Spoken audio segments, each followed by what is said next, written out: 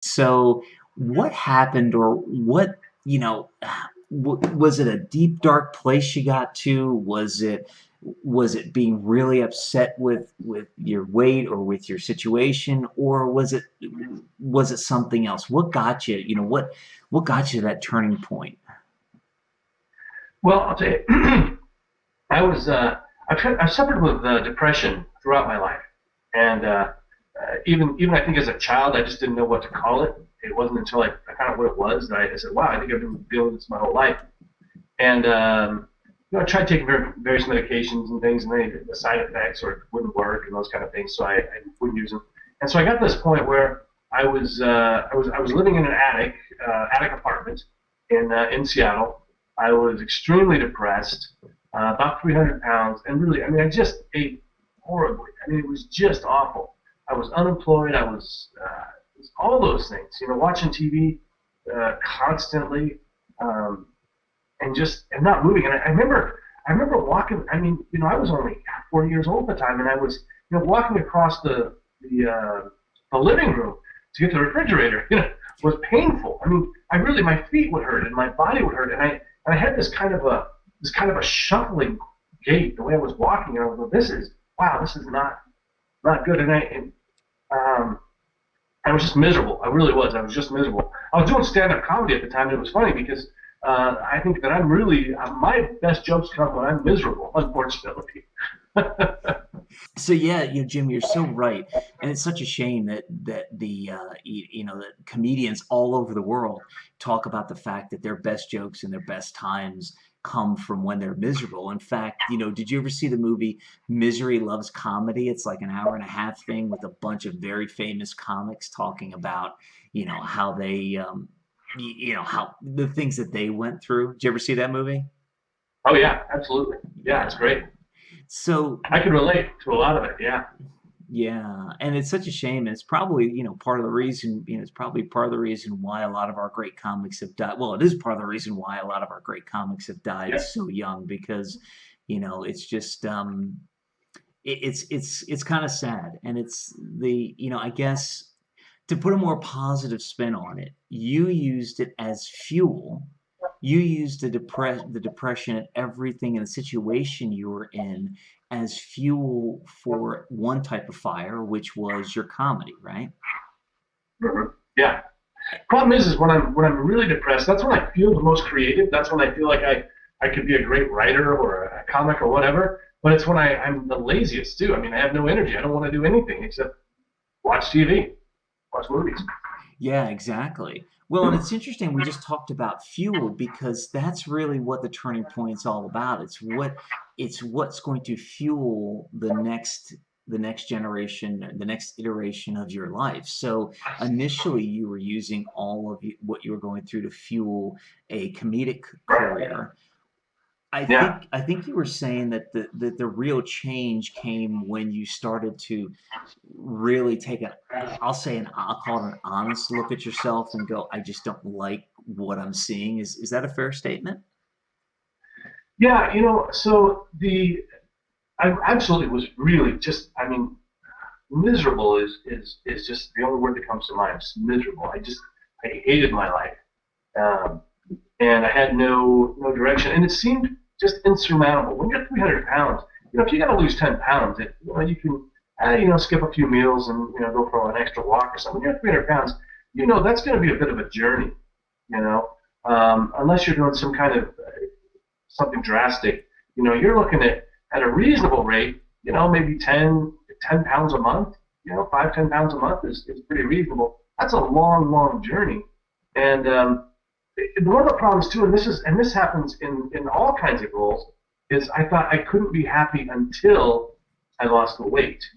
Then realized that every little milestone, every 10 pounds, every 20 pounds, people go, wow, you're losing weight. Your pants fit again. You feel awesome. You know. Yeah, well, I've been there. It's I remember, when the first time I lost 100 pounds, I remember that in the end, it wasn't all I thought it was going to be cracked up to be, because I was still a little bit overweight and that sort of thing, and I wasn't mentally prepared for the end. But I remember, the joy I felt each time I had to go to the store and buy something, and buy a new, a new pair of pants or something because the old ones were falling off. Or I'll never forget, I lost as I was losing the weight. I gotta tell this funny story. I'm laughing because where I was working, one of the secretaries came up to me, and she was in her 50s or 60s, and she said to me, she goes, "Chris, can you buy some new pants?" And because I lost weight, and I said, "Why?" She goes, "Well, we might be old, but we still want to look at your nice ass all day." And I'm like, that. I'm like, now there's a compliment that will drive you to. Yeah, exactly. That will drive you to continue to lose weight and continue to be on your journey. And I think that's the key. When people, I think, Now, wait. go ahead. Oh, I'm sorry. I didn't. I thought you were done. I just want. You've lost it more than once. You've lost 100 pounds. Yeah, well, I went from 300 to 200. I wasn't prepared to understand what I would look like. I went back up to 278. I was going to get gastric bypass surgery, but because my then girlfriend, now ex-wife, was afraid of me dying on the operating table, decided not to have it. Lost about 30-ish pounds just, through a couple changes in eating. And then a few years ago, I was about 240, and decided to try Take Shape for Life for a month. And when I lost a massive amount of weight, I just kept going, and I eventually got all the way down to about a buck and a half. And I was definitely too skinny at that point. But now I live life in a healthy weight range, and I'm a lot happier, and a lot of things have changed. So yeah, I mean, I've gone through it. I've gone through it a couple times, in fact.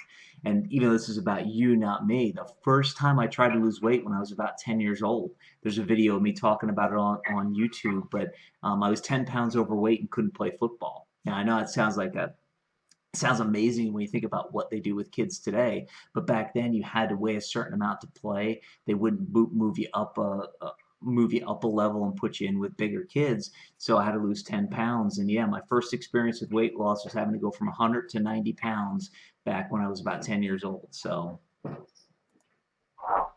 yeah, so let's get back to you. So in the turning Yeah. point, the thing I want to bring this back to and really get our audience to realize is the fact that not only did you start taking a look at yourself, but I think it sounds to me like a change and a light switch went off in your head that said, look, even though this is going to be a long journey, I have to be happy for the intermediate milestones. I mean, did that come into was that something that came into your mind then, or is that something you look back now and say you wish you would have known then?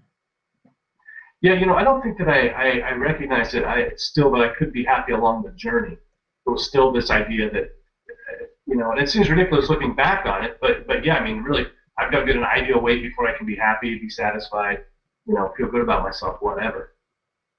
Yeah, and so I think that's the thing that I think from the turning point, that's the thing I want our audience to take away, is that you know you might don't look at it as this long when you're in that deep depths of despair. Don't look at it as this huge long journey you have to go on. Just look at it as taking one step at a time. Put one foot in front of the other, put your other foot down. I was going to start singing a song, but I won't. But that becomes the biggest thing to allow you to move from the turning point that you're in into the next phase, which as we talk about here is the aftermath.